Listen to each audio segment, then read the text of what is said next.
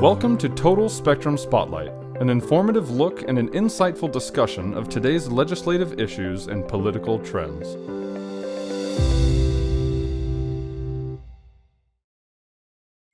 Hi, I'm Congressman Erik Paulsen, and thanks for joining Spotlight. With me today is Senator Tim Scott from the great state of South Carolina. It is really good to see you again, and thanks for joining us for a conversation. I enjoyed serving with you. Well, it was wonderful to see you again, and you do great work.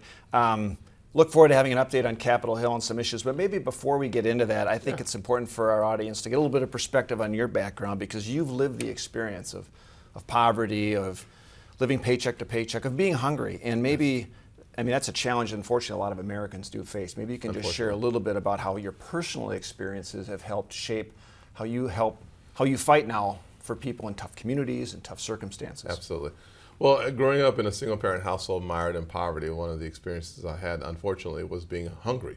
My mother worked 16 hours a day, 3 days a week, 8 hours a day, 2 days a week, trying to keep food on the table and a roof over our heads. And most of the time we were successful. Sometimes she wasn't. And so I look at the families today that are starving and that are starving for A, a good job, B, for the concept of having too much a month at the end of the money. It's real for so many Americans, and I think they feel invisible and they feel frustrated, and I remember that feeling myself. And so anything that we can do today to let Americans know that we see them, that actually there are solutions to the problems that they face. Unfortunately, the Biden administration seems to be tone deaf on those solutions, but we have real solutions to the challenges that are facing Americans today. And having been there, I really do have an appreciation and an affinity for getting them out of that situation. So in many ways, you've lived the American dream knowing it's achievable, and for helping everyone realize that dream. In education in particular, what are some things that we can do to help level the playing field so that new immigrants and Hispanics and people of color and people of poverty can also have upward mobility? Well, one of the things that we have to remember is that the American dream is alive, it is healthy, it is well.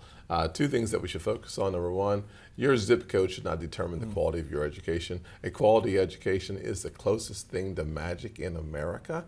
And so promoting and encouraging school choice and positive choices for parents is really important. And the second thing we should do is to focus on initiatives like the opportunity zones and the success that we've seen there. So there are a couple things that I believe that we can do from a policy standpoint that will improve the outcome for the average person in the average place around this country, and not talk about it, but actually get it done.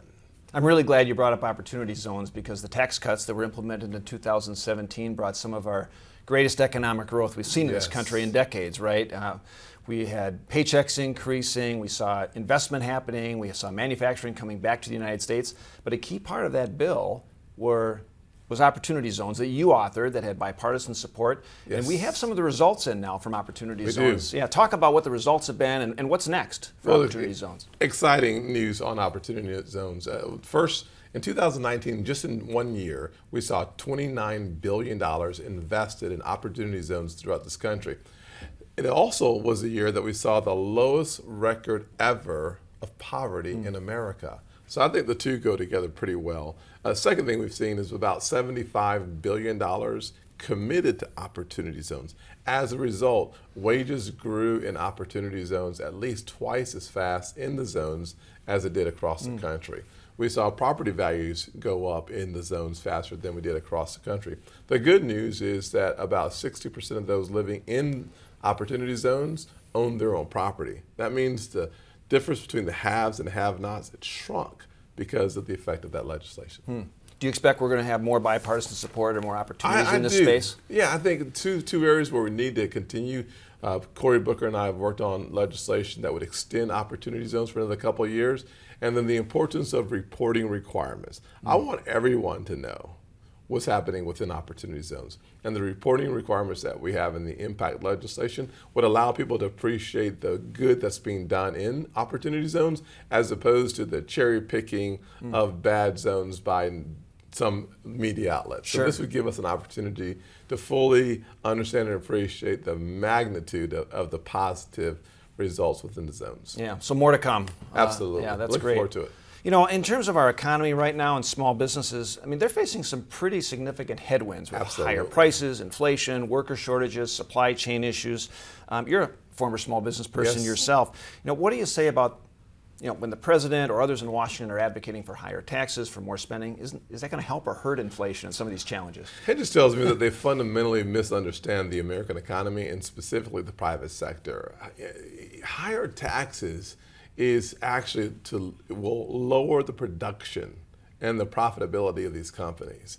I can't think of anything that would be further out of the realm of reality for the average small business owner than increasing taxes, except for increasing spending, which would then, by fiat, increase the inflationary effects that we're seeing today. The last thing we want in America is to have companies become less profitable and for inflation to increase. Both the wrong directions and easily fixed if they understood the American economy. Right. I think it's very important to reference that 2 years ago we had the George Floyd tragedy, right, that happened. And you were very involved right away in terms of proposing the Justice Act. Nearly half of the Senate co-sponsored your bill. Absolutely. In terms of criminal justice reform, what are a couple of things that need to happen, or maybe what are a couple of things that actually can happen in that space? I think a couple things. Number one, if we focus our attention on body-worn cameras, we'd all be better off. I think that's the area of the legislation of the Justice Act that was well celebrated and celebrated even frankly by the President's executive order. Second thing I'd say is if you look at the importance of being able to provide more training, if we want police reform to happen, we also have to talk about the funding for police reform. It's not simply reforming the way that police interact with minority communities or with communities. The truth is there's no binary choice. There is no binary choice. If you want to support communities of color, you've got to support law enforcement. If you want to make sure that law enforcement officers are better and safer, you've got to support communities of color. And you do that by making sure that the funding that's necessary for reform is a part of the package. So we should be talking about $3 billion plus for the efforts of our local law enforcement. And frankly, we should say thank you. Those men and women are working their tails off for typically lower wages because it's their mission. So I think we celebrate law enforcement. We celebrate the reforms that were part of the package to include things like de-escalation training, the duty to intervene, thinking about the mental health of both the officer and the folks that they're meeting with. So providing resources, grant resources around both would be really important to the officers and very important to the communities where they serve. Well, I know it's been an issue that's been a little bit of gridlock, so I hope you continue to have progress on that. Thank you. One final question. Yes, sir. I mean, South Carolina is a coastal state, has a lot of ports, and you've had some supply chain issues. Absolutely. What are some other additional things that can be done from your estimation to help combat that supply chain crisis right now? Yeah, I think that you just look at the mismanagement of the challenge by the Biden administration. The one thing you would say walking away from that, this mismanagement is inflation is too high, in part because of the Biden administration's misunderstanding of the economy. The second thing you'd say is baby formula too. So what we know is that the bottleneck that is happening through the transportation infrastructure is a challenge in and of itself. Fixing that would be helpful. We also know that pouring more gasoline on a fire is akin to what the administration is doing with pouring more money into an already inflationary explosive economy is terrible news. And so making sure that we focus our attention on fixing the infrastructure challenges that we see there would be really, really helpful. Well, this has been a great, quick, informative conversation. Thank you. We appreciate your good work and wish you the best as you continue for the rest of the summer into the fall session. So, thank you. Thank you, and thanks to our viewers for joining, and we'll be in touch. Look forward to seeing you all soon. Thank you for watching Total Spectrum Spotlight. For more information about Total Spectrum, please visit us at totalspectrumsga.com. Total Spectrum, strategies uniquely focused on your success.